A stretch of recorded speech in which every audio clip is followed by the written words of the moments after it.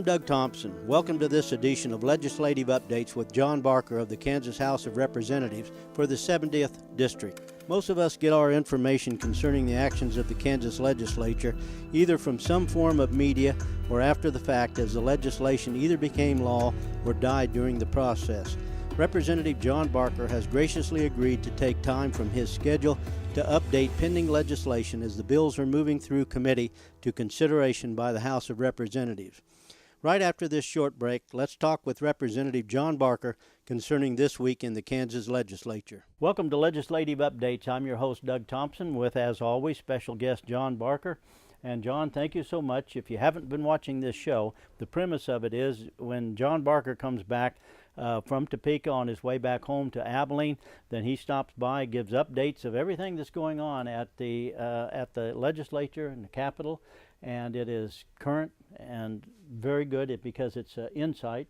And John, you were telling me when you came in that the last show that we had up, and somebody sent something to you and said that we look pretty retro. Well, they did. I got a message on my Facebook, and you were in your sweater vest, and I was in my sweater vest, and their comment was that we were retro, and so I had to ask somebody young what retro. Yeah, I had to too, to see if that was good or bad. And it said, well, you're old but new, and it's cool again. Hey, I take it. We'll take it. So next week, folks, we're going to show up in leisure suits from 1975.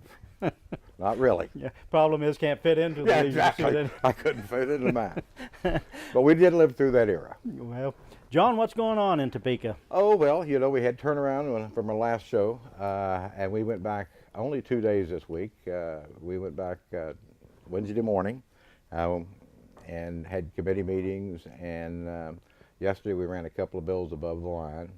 But mostly we're just starting to get our Senate bills, and as committee chairs, we're setting up our hearings for next week with Senate bills that have come over from the Senate and the House, and of course the Senate is setting up their House bills. So in my case, I coordinate with the chairman of the Senate Fed and State so that he gets the bills that I sent to him and asks me what I want to do with them, and he does the same to me, and we set them up for hearings. And because a bill needs to pass both bodies initially, but there is some ways to get around that. They have to pass one body to be in a conference committee. So we're working towards the future. We got about 3 weeks left of committee hearings, and then the fourth week, which will be the last week, we'll be on the floor of the House debating all the bills that have come out of committee.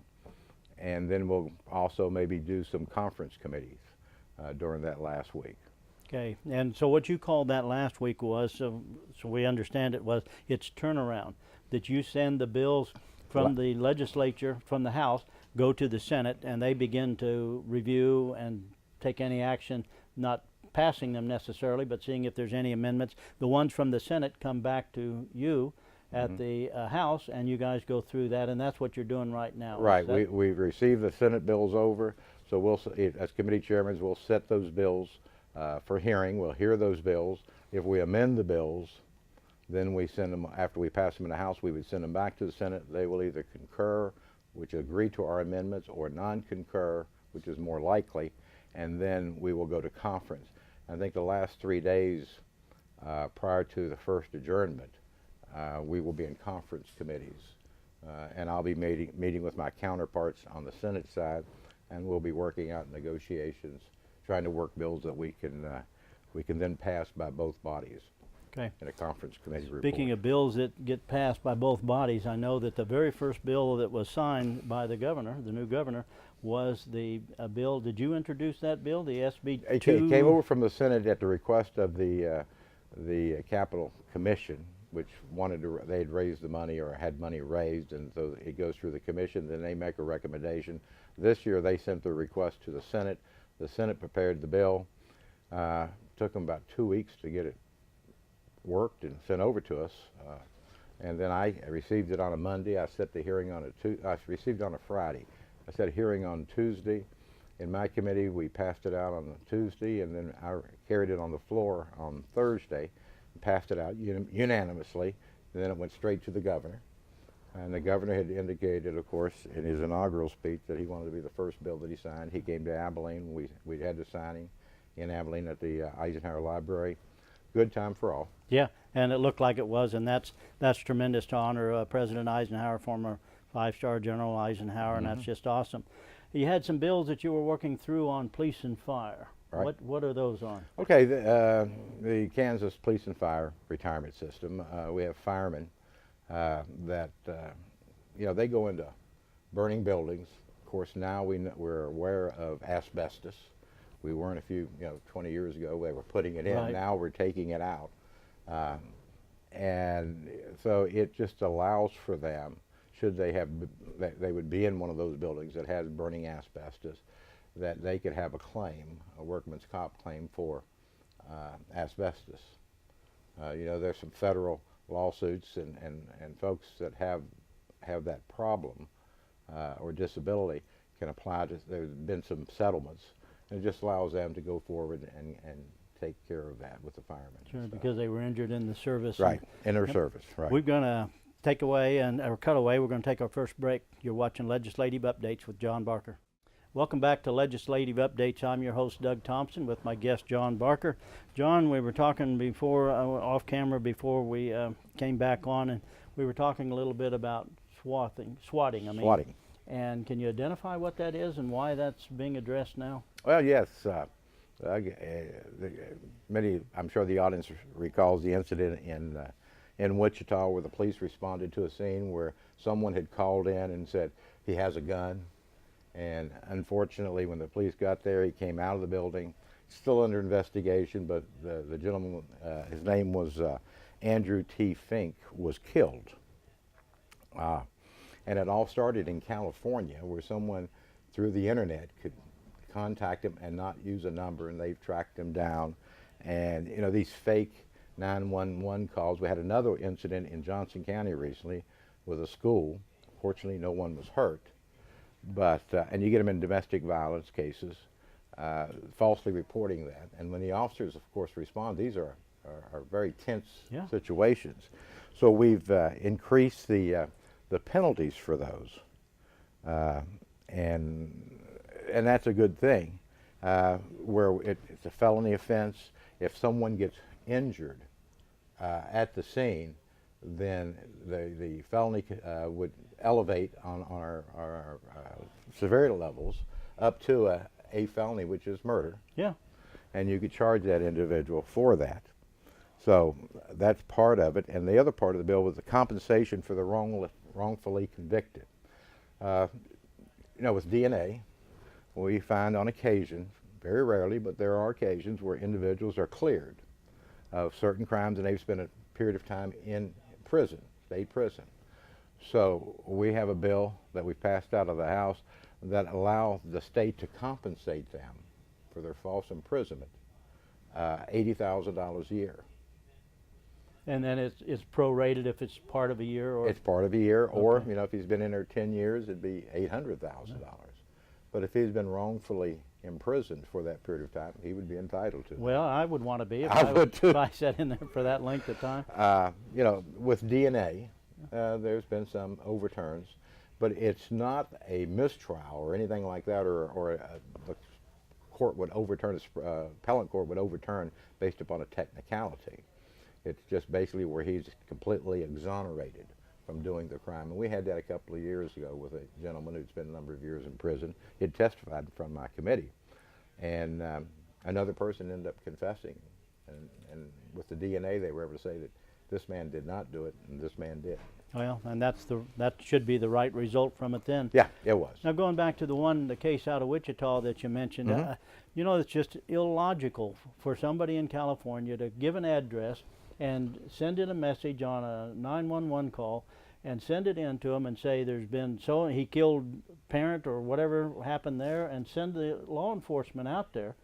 And thank goodness that acceleration of those potential penalties, because that's just ridiculous. It is. I mean, the gentleman that allegedly did this, of course he's not convicted, was in California when he made that call, and it was a prank, and it resulted in the death of an individual. The city of Wichita, is still investigating that aspect of it as far as using the body cams and everything to find out exactly what happened. But it is it's a tragedy when you can do that, and that's the reason we felt we needed to get those penalties involved and raise those penalties. Yeah. And then pretty soon, if you didn't do things like that, I don't know what happens to law enforcement comes out, because now they don't know if it's real, because they get, there's so many of these, so they don't know if it's real, and now they're taking fire because it's true, but they didn't appreciate it as being true. Yeah, that's just ridiculous. Well, you remember, both of us have been former police officers many years. When you stop a car in the middle of the night, you get a little tense walking up to it. You don't know what's going to happen. That's right. You anticipate everything. But when they falsely report a crime like that, especially when they allege a weapon is involved, he's armed, he's dangerous, the police go there with a sense of urgency, and their blood pressure's up. Sure, and the person who's innocent, perhaps on the inside the house, comes out and they don't understand they don't have a clue what's even going on. It's different if they know that they have committed a crime or accused of it, and the law enforcement comes out. They're kind of expecting that. But this other way, they're not. Like, what do you want? And what do you want? You're not acting fast enough. They may have never been arrested before, and they say, they're not accustomed to what police asked them to raise their hands, put them behind their back, interlock their fingers, and those type of things. And it's a tragedy, and so the penalties, if you do that now, will be enhanced. And if someone gets hurt or killed, then you could be charged with it. Well, good. Now, juvenile hearings, there's a procedure going on that you guys have addressed, and what's that about? Well, years ago, you used to do juveniles. As a judge, I was able to, I heard most of the juvenile cases. We have a 14-day detention. If you lock a juvenile up, you have to hear them. Of course, our juvenile detention center in this area, of course, is in Junction City. It calls the Sheriff's Department to transport these juveniles constantly from Junction City back and then take them back, and if they're in detention. So now we're allowed to do that, or if the bill passes the Senate, we would be allowed to have by Skype. You would just do the hearings for detention, and the attorney would be in the courtroom, but not necessarily with his client. But it allows for that, and it also allows for the attorney to waive certain hearings. He could be there. He could waive his appearance of the juvenile, not for trial, of course, or any other hearings. But I think that will help sheriff's departments who do all the transporting of not only juveniles but adult offenders. We do that, as you well know, in what we call care and treatment cases, where they're at Larned State or Osawatomie. We have a 14-day hearing on competency, and we do that, and we've been doing that for probably, 10, 15 years. Yeah, long time. Long time. Long time. We got to cut away, take a break. You're watching Legislative Updates with John Barker. Welcome back to Legislative Updates. I'm your host, Doug Thompson, with special guest John Barker. John just came back in from the Topeka from the legislature and bringing the latest information. John, of course, one of the topics that always comes up is school finance. It is. Because it eats up a lot of the budget, and there's two sides to that argument, and probably more. Right. And what's the situation with the school finance right now? Okay. Well, it is the elephant in the room. Where the Supreme Court's got a case under advisement that they hopefully will render a decision soon. The legislature has commissioned a study to find out what would be adequate as to school finance. We got a preliminary view of that last Friday. And they just basically gave us the format that they'll be using so that when they make their presentation, we'll have a better understanding of that. But, we've got people working on it. We've got, of course, the study that's being conducted. We're also exploring, or members are exploring, a constitutional amendment on the word adequate or suitable. It's kind of in flux. We get this study the 15th of March, and we're all waiting for it. And I'm sure all sides are looking for it. The folks that are doing the study have studied other states. They're out of Texas, and in fact, the lady that's running the study is originally from Kansas, so she's familiar with the Kansas educational system. But everything else would just be speculation on my part with what the outcome's going to be. But it is something that we're looking at every day. We're waiting for the study, but we're looking at other options that may be available to the legislature. And if we, after the 15th of March, we've got a short time to get it done, and hopefully we will be able to get it done. If it comes back the way many of us think it will, then we can fine-tune the school finance bill and be out of there, which is Okay. None of us want the schools to close, and that's what the Supreme Court has threatened to do. Supreme Court, I don't think any Supreme Court in any state has ever closed the schools except one. I think it happened in New Jersey or Maryland. It was for one day. But as I mentioned before, we have a specific statute that says the remedies for school finance is not to close the schools. There's not a legislator in Topeka that wants to close the schools. And we will not close the schools. Yeah. And we're talking about 1% of the entire budget. We've got a little over $6.5 billion in school budget. And we're talking $600 million, which is about 1%. I know that from prior conversations when you have brought other special guests and we talk about the school finance, of course, like you said, that's the elephant in the room, because once that piece fits together, then other pieces around it now begin to fit in.